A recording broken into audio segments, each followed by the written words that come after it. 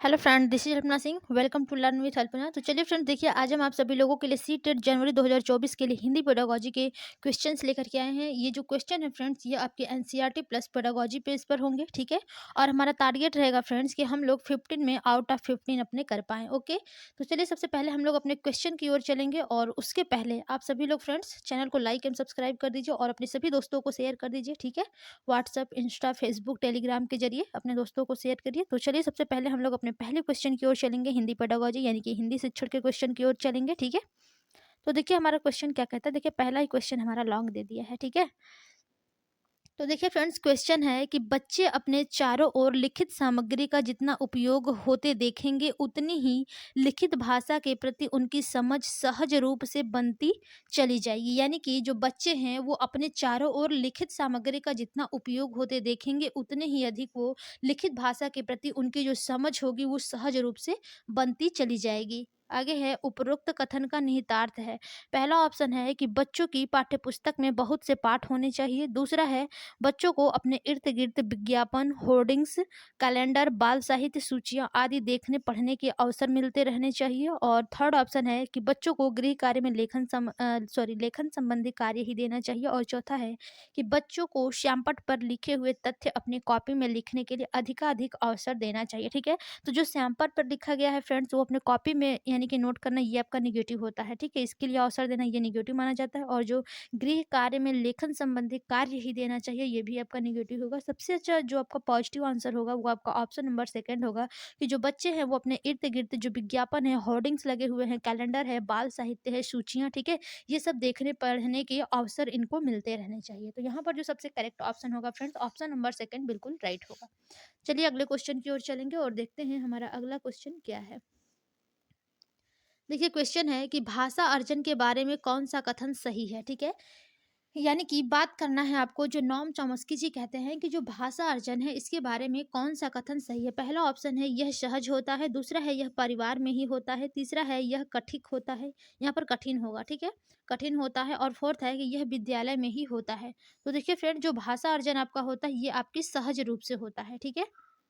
सहज रूप से बच्चा जो होता है ज्ञान का भाषा का अर्जन कर लेता है। तो राइट ऑप्शन क्या हो जाएगा, ऑप्शन नंबर फर्स्ट बिल्कुल करेक्ट होगा। क्योंकि देखिए फ्रेंड्स, ये जो होता है किसी भी प्रकार के जो अधिगम प्रक्रिया होती है ये जो जीवन भर चलती रहती है, ठीक है। इसलिए इस भाषा को अर्जित संपत्ति भी कहा जाता है, भाषा को, ठीक है। तो यहाँ पर राइट ऑप्शन आपका फर्स्ट होगा। चलिए अगले क्वेश्चन की ओर चलेंगे। देखिए अगला क्वेश्चन है आपका कि निम्नलिखित में से किस स्थिति में आप कहेंगे कि पठन हो रहा है। यानी कि किस स्थिति में आप कहेंगे कि पठन हो रहा है। पहला ऑप्शन है अनुमान के साथ भाव ग्रहण, दूसरा है उचित गति एवं प्रवाह, थर्ड है कि प्रत्येक शब्द का सही उच्चारण, और चौथा है कि ध्वनि का उतार चढ़ाव, ठीक है।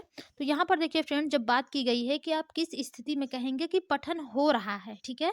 तो जो पठन हो रहा है फ्रेंड, जहाँ पर आप अनुमान के साथ जो भाव ग्रहण कर रहे हैं, ठीक है, इस स्थिति में आप कह सकते हैं कि जो पठन है वो हो रहा है, ठीक है। तो यहाँ पर राइट ऑप्शन आपका फर्स्ट हो जाएगा। चलिए अगले क्वेश्चन की ओर चलते हैं, देखते हैं अगला क्वेश्चन हमारा क्या कहता है। देखिए क्वेश्चन है कि उच्च माध्यमिक स्तर पर हिंदी भाषा की पाठ्यपुस्तक में हिंदीतर भाषाओं की रचनाओं को भी स्थान देने का मुख्य उद्देश्य। यानी कि उच्च माध्यमिक स्तर पर बात की जा रही है फ्रेंड्स, लेवल 2 के यानी कि 6 to 8 लेवल पर, कि जो हिंदी भाषा की पाठ्यपुस्तक में इसमें जो हिंदीतर भाषाओं की रचना की गई है, ठीक है, इसको भी स्थान देने का मुख्य उद्देश्य क्या है। पहला ऑप्शन है अन्य भाषाओं के व्याकरण से परिचित कराना, सेकंड है अन्य भाषाओं के उत्कृष्ट साहित्य से परिचित कराना, और थर्ड है आपका कि अन्य भाषाओं के रचनाकारों से परिचित कराना, और चौथा है कि अन्य भाषाओं के साथ तुलना करना, ठीक है। तो यहाँ पर देखिए फ्रेंड, तुलना करना तो आपका निगेटिव होगा, ठीक है। और जो भाषाओं के जो रचनाकारों से परिचित कराना है ये भी यहाँ पर आपका निगेटिव होगा। क्योंकि यहाँ पर जो बात की गई है कि उच्च माध्यमिक स्तर पर जो हिंदी भाषा की पाठ्यपुस्तक है, ठीक है, इसमें जो हिंदी भाषाओं की जो रचनाएं की गई हैं इनको भी स्थान देने का मुख्य आपका उद्देश्य क्या है। तो यहाँ पर जो सबसे करेक्ट ऑप्शन होगा फ्रेंड्स, ऑप्शन नंबर आपका सेकंड होगा, कि अन्य भाषाओं के उत्कृष्ट साहित्य से परिचय कराना, ठीक है। जहां पर साहित्य वर्ड आता है फ्रेंड्स, आपका वो पॉजिटिव आंसर बन जाता है, ठीक है। तो ये आपका राइट ऑप्शन क्या हो जाएगा, ऑप्शन नंबर सेकंड बिल्कुल करेक्ट होगा। चलिए अगले क्वेश्चन की ओर चलते हैं, देखते हैं क्या है। क्वेश्चन है कि बच्चों की सशक्त लेखन क्षमता का परिचायक है, यानी कि जो बच्चों की सशक्त लेखन क्षमता है उसका परिचायक क्या है। पहला ऑप्शन है सुंदर लिखावट, दूसरा है अलंकारिक भाषा, थर्ड है आपका सशक्त वाक्य विन्यास और चौथा है फ्रेंड्स आपका मौलिक विचार। ठीक है, तो देखिए जो बच्चों की सशक्त लेखन क्षमता का परिचायक होती है, जो उसका मौलिक विचार होता है, यही उसका सशक्त लेखन का, यानी कि जो सशक्त लेखन की क्षमता होती है उसका परिचायक होती है मौलिक विचार। ठीक है, तो जो राइट ऑप्शन होगा ऑप्शन नंबर फोर्थ है, बिल्कुल करेक्ट हो जाएगा। ओके, चलिए अगले क्वेश्चन की ओर चलेंगे और देखते हैं फटाफट से हम लोग आज की हिंदी की क्लास को कंप्लीट करेंगे। क्वेश्चन है आपका कि मुहावरे और लोकोक्तियां सीखने सिखाने का एक महत्वपूर्ण उद्देश्य है, यानी कि जो मुहावरा और लोकोक्तियां हैं फ्रेंड्स, ये आपके सीखने सिखाने का महत्वपूर्ण उद्देश्य क्या है इसका। ठीक है, पहला ऑप्शन है कि मुहावरे एवं लोकोक्तियों का सुचिंतित प्रयोग करना, सेकंड है मुहावरे और लोकोक्तियों का निर्माण करना, थर्ड है मुहावरे एवं लोकोक्तियों का अर्थ बताना और चौथा है कि कोश से मुहावरा एवं लोकोक्ति का अर्थ देखना। ठीक है, तो देखिए यहाँ पर जो मुहावरे और लोकोक्तियाँ सीखने सिखाने का एक जो महत्वपूर्ण सबसे उद्देश्य होना चाहिए फ्रेंड्स, ये आपका ऑप्शन नंबर फर्स्ट में है कि जो मुहावरे एवं लोकोक्ति हैं, ठीक है, इनको सुचिंतित प्रयोग करना। ठीक है, तो यहाँ पर आपका राइट ऑप्शन फर्स्ट बिल्कुल करेक्ट हो जाएगा। चलिए अगले क्वेश्चन की ओर चलेंगे और देखते हैं अगला क्वेश्चन हमारा क्या कहता है। देखिए क्वेश्चन है फ्रेंड्स कि निम्नलिखित में से किस प्रकार के प्रश्न बच्चों की भाषागत रचनात्मकता का आकलन करने में सर्वाधिक रूप से उपयुक्त होंगे। ठीक है, यानी कि किस प्रकार के प्रश्न होंगे जो बच्चों की भाषागत रचनात्मकता का आकलन करने में सर्वाधिक रूप से उपयुक्त होंगे। पहला ऑप्शन है मुक्त अंत वाले प्रश्न, सेकंड है बहुविकल्पीय प्रश्न, थर्ड है आपका कि एक शब्द से उत्तर वाले प्रश्न और चौथा है सही कथन पर निशान लगाओ वाले प्रश्न। ठीक है, यानी कि देखिए जब बात की जा रही है फ्रेंड्स कि भाषागत रचनात्मकता का जो आकलन होगा, ठीक है, यानी कि जहां पर आपका अपसारी चिंतन होगा। ठीक है, रचनात्मक यानी कि जो बच्चा है वो प्रतिभाशाली है, ठीक है, तभी तो वो रचना करेगा, ठीक है, सृजन करेगा। सृजन यानी कि जो सृजनात्मकता वाले बच्चे होते हैं या फिर रचनात्मकता वाले बच्चे होते हैं, तो यहाँ पर फ्रेंड्स आपके मुक्त अंत वाले प्रश्न होंगे, यानी कि एक ही प्रश्न के जो कई आंसर होते हैं, जो मुक्त अंत वाले क्वेश्चन होते हैं। तो जो राइट ऑप्शन होगा फ्रेंड्स ऑप्शन नंबर आपका फर्स्ट बिल्कुल करेक्ट होगा। देखिए फ्रेंड्स क्योंकि जो मुक्त अंत वाले प्रश्न होते हैं, इनको हल करते समय जो विद्यार्थी होता है वो अपने विचारों को स्वतंत्र रूप से प्रयोग करता है। ठीक है, तो इसलिए यहाँ पर राइट ऑप्शन क्या हो जाएगा, ऑप्शन नंबर फर्स्ट बिल्कुल करेक्ट हो जाएगा। अगले क्वेश्चन की ओर चलते हैं, देखते हैं क्वेश्चन क्या है। इसका ऑप्शन नीचे दिया गया है, कोई बात नहीं, नीचे ही जाकर देख लेंगे। देखिए क्वेश्चन है कि तपस्या सातवीं कक्षा में विभिन्न संदर्भों में पृथ्वी, वसुधा और भूमि शब्दों के प्रयोगों की तरफ बच्चों का ध्यान आकर्षित करती है, यानी कि जो तपस्या है फ्रेंड्स, ठीक है, वो सातवीं कक्षा में विभिन्न संदर्भों में पृथ्वी, वसुधा और भूमि शब्दों के प्रयोगों की तरफ बच्चों का ध्यान आकर्षित करती है। ये जो तपस्या है आपके टीचर है, ठीक है, ऐसा करने में उसका क्या उद्देश्य है, यानी कि जो तपस्या है, ठीक है, वो विभिन्न संदर्भों में पृथ्वी, वसुधा और भूमि की जो शब्द हैं, ठीक है, इनके प्रयोगों की तरफ बच्चों का ध्यान आकर्षित करती है। तो उसका ऐसा करने से क्या उद्देश्य है उसका। ठीक है, पहला ऑप्शन है शब्द भंडार का विकास कराना, ठीक है, ये मान लीजिए आपका हो सकता है। ठीक है, और सेकेंड ऑप्शन है फ्रेंड्स की भाषा का व्याकरणिक ज्ञान देना, थर्ड है कि हिंदी की बारीकियां समझना और चौथा है पर्यायवाची शब्दों की परिभाषा देना। तो देखिए फ्रेंड्स यहाँ पर जो सबसे करेक्ट ऑप्शन आपका बनेगा कि यहाँ पर जो तपस्या थी सातवीं कक्षा में, यानी कि जो पृथ्वी, वसुधा और भूमि के शब्दों के प्रयोग की तरफ बच्चों का ध्यान आकर्षित करती थी। ठीक है, तो यहाँ पर सबसे correct option friends option number first ही होगा कि जो ऐसा करने में तपस्या का उद्देश्य है फ्रेंड्स कि जो बच्चे हैं उनमें शब्द भंडार का विकास करना है, क्योंकि देखिए फ्रेंड्स जब शब्द भंडार में जो अनेक शब्द का एक ज्ञान व उनके अर्थ निहित होते हैं, ठीक है, चाहे वे पर्यायवाची शब्द हो या फिर विलोम शब्द या फिर वे अनेकार्थक शब्द हो। ओके, तो यहाँ पर जो फर्स्ट ऑप्शन ही बिल्कुल करेक्ट हो जाएगा। ओके, चलिए अगले क्वेश्चन की ओर चलेंगे, देखते हैं अगला क्वेश्चन हमारा क्या कहता है। देखिए अगला क्वेश्चन है फ्रेंड्स कि सरसरी तौर पर किसी पाठ को देखकर, ठीक है, सरसरी तौर पर किसी पाठ को देखकर उसकी विषय वस्तु का पता कर लेना। पहला ऑप्शन है पढ़ने की निम्न स्थिति को दर्शाता है, सेकंड है पढ़ने की कुशलता का अंतिम पड़ाव है, थर्ड है कि पढ़ने की एक महत्वपूर्ण कुशलता है और चौथा है पढ़कर समझने की पहला प्रयास है। तो देखिए फ्रेंड जब बात की जा रही है कि जो सरसरी तौर पर किसी भी पाठ को देखकर उस विषय वस्तु का पता लगा लेना है, यानी कि जो पढ़ने की कुशलता है उसका अंतिम पड़ाव वो होता है, ठीक है। तो यहाँ पर जो राइट ऑप्शन होगा फ्रेंड्स, ऑप्शन नंबर आपका सेकंड होगा, कि जो फ्रेंड्स आप समझिएगा कि जो सरसरी तौर पर पढ़ा जाता है, वो किसी भी पाठ को देख करके उस विषय वस्तु का पता कर लेना, यानी कि जो पढ़ने की कुशलता है उसका अंतिम वो पड़ाव है, ठीक है। तो यहाँ पर राइट ऑप्शन आप क्या हो जाएगा, ऑप्शन नंबर सेकंड बिल्कुल करेक्ट हो जाएगा। ओके, चलिए अगले क्वेश्चन की ओर चलते हैं, देखते हैं अगला क्वेश्चन हमारा क्या कहता है।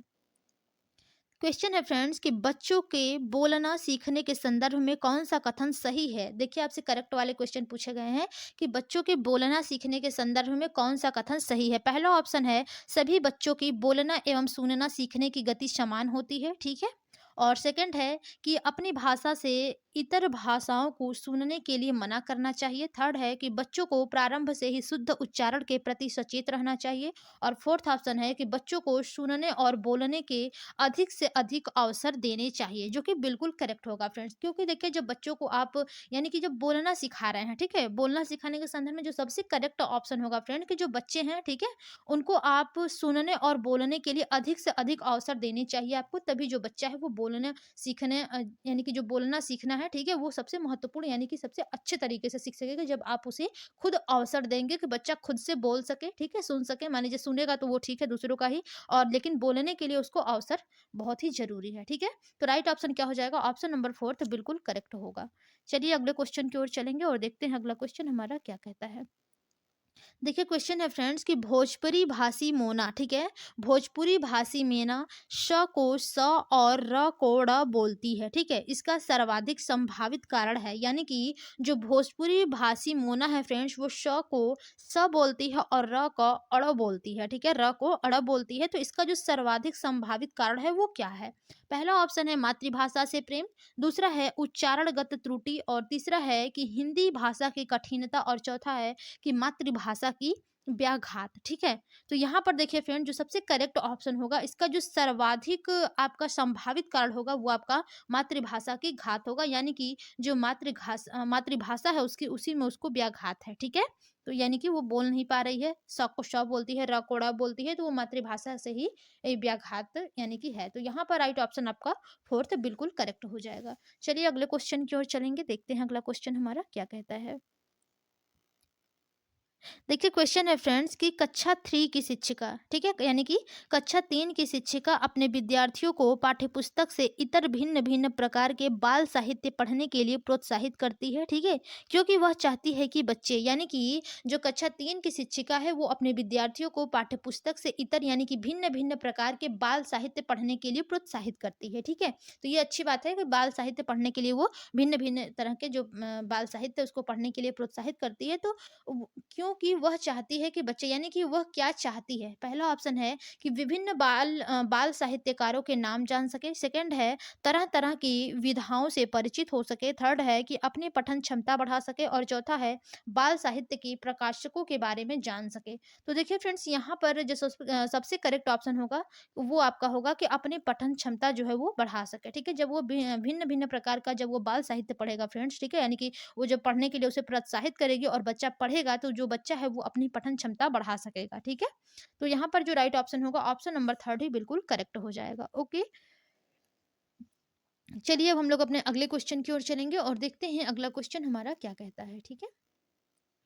क्वेश्चन है कि उच्च प्राथमिक स्तर पर व्याकरणिक पक्षों शब्दों की बाकियों, ठीक है, बाकियों के आकलन के संदर्भ में सबसे अधिक महत्वपूर्ण है, यानी कि जब बात की गई है फ्रेंड्स आपके 6 to 8 लेवल की, ठीक है, कि जो उच्च प्राथमिक स्तर पर जो व्याकरणिक पक्ष हैं, ठीक है, शब्दों की बाकियों के आकलन के संदर्भ में, ठीक है, शब्दों की बाकियों के आकलन के संदर्भ में सबसे अधिक जो महत्वपूर्ण है वो क्या होगा? पहला ऑप्शन है व्याकरणिक पक्षों की बात की जा रही है, ठीक है, पहला ऑप्शन है परिभाषाओं को जानना, दूसरा है शब्दकोशीय शब्द संपदा का ज्ञान, थर्ड है संदर्भ में व्याकरण समझना, और चौथा है पाठ्य पुस्तकीय व्याकरण के नियम जानना, ठीक है। तो देखिए फ्रेंड्स, हमने पहले ही बताया है कि जहां पर संदर्भ वर्ड आता है वो आपका पॉजिटिव आंसर आ जाता है, ठीक है, और ज्यादा आप लोगों को इधर उधर भटकना नहीं है, ठीक है। तो देखिए जो संदर्भ में फ्रेंड्स व्याकरण समझना होता है वो आपके उच्च प्राथमिक स्तर पर व्याकरणिक पक्षों, ठीक है, और शब्दों की वाक्यों, यहाँ पर देखिए वाक्यों रहेगा, यहाँ पर ये गलत वर्ड दिख दिया है, ठीक है, वाक्यों के आकलन के संदर्भ में सबसे महत्वपूर्ण यही आपका ऑप्शन होगा, यानी कि जो राइट ऑप्शन होगा ऑप्शन नंबर थर्ड बिल्कुल करेक्ट होगा, ठीक है। चलिए हम लोग अपने अगले क्वेश्चन की ओर चलेंगे और देखेंगे हमारा अगला क्वेश्चन जो है वो क्या कहता है। देखिए क्वेश्चन है फ्रेंड्स कि आपने अपने विद्यार्थियों को एक प्रश्न दिया है, ठीक है? फॉर एग्जाम्पल मान लीजिए आप टीचर हैं तो आप अपने विद्यार्थियों को एक प्रश्न दिए हैं, ठीक है? और देखिए क्या है कि घर से विद्यालय आने तक के सॉरी, घर से विद्यालय आने तक आप रास्ते में जो जो चीजें देखते हैं उन्हें लिखें, ठीक है? यानी कि जब आप अपने बच्चों को एक प्रश्न देते हैं कि जब आप घर से विद्यालय आ रहे हैं तो आपने रास्ते में जो जो चीज देखा है उसको आप लिखिए, ठीक है?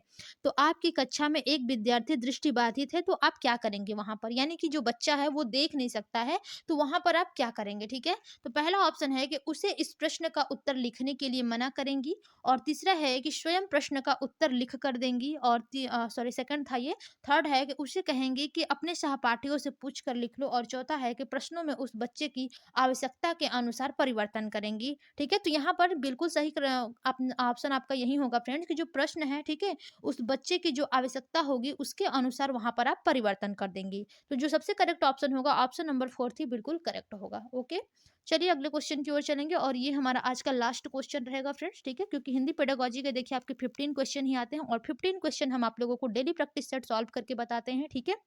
देखिए क्वेश्चन है, और एक बात और कि जो भी आपके क्वेश्चन हम बताते हैं फ्रेंड्स, ये आपके प्रीवियस ईयर क्वेश्चन पेपर में आए हुए हैं, ठीक है? देखिए क्वेश्चन है कि उच्च प्राथमिक स्तर पर बच्चों की भाषाई क्षमताओं का आकलन करने के लिए सर्वाधिक उपयोगी है। यानी कि जब बात की गई है 6 टू 8 स्तर की, ठीक है, जो बच्चे हैं उनकी भाषाई क्षमताओं का आकलन करने के लिए सर्वाधिक उपयोगी क्या है? पहला ऑप्शन है आपका पाठांत प्रश्नों के उत्तर लिखवाना, दूसरा है पाठ के व्याकरण की जांच परख करना, और थर्ड है कि पाठ की विषय वस्तु को लिखवाना, और चौथा है पाठ में आई कहानी को आगे बढ़वाना, ठीक है? तो यहाँ पर देखिए फ्रेंड जो सबसे करेक्ट ऑप्शन होगा कि यानी कि जब उच्च प्राथमिक स्तर पर जो बच्चे हैं उनकी भाषाई क्षमताओं का आकलन करने के लिए, ठीक है, जो सबसे सर्वाधिक विषय यानी कि उपयोगी होगा वो आपका ये होगा फ्रेंड्स कि जो पाठ की विषय वस्तु है उसको आप लिखवाइए, ठीक है?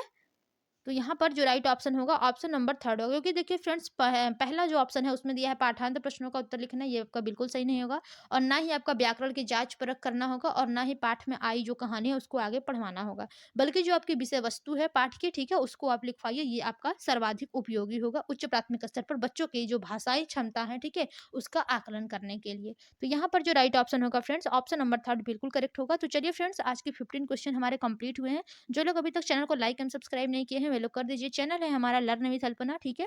तो कंटिन्यू फ्रेंड्स हमारे चैनल पर जुड़े रहिए, ठीक है? अब मिलते हैं अपने अगली क्लास में, तब तक के लिए धन्यवाद, बाय बाय।